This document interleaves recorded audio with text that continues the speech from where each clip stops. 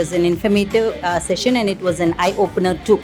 We thought digital learning is always toxic.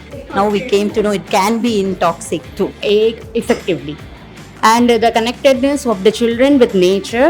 The myth that the technology is harmful, first of all, should be erased from teachers' mind, first of all. So I think this is a triggering session for the teachers. Only when we are confident with it we can, encourage the parents also. So a very different and a triggering session, I would say.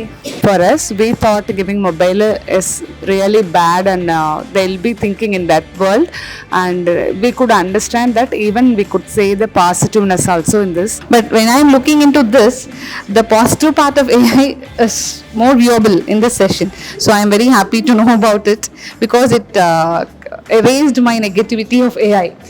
There is a positive thing in AI. How to use the digital Platform, yeah. positively. Make children think out of box. Thank you so much.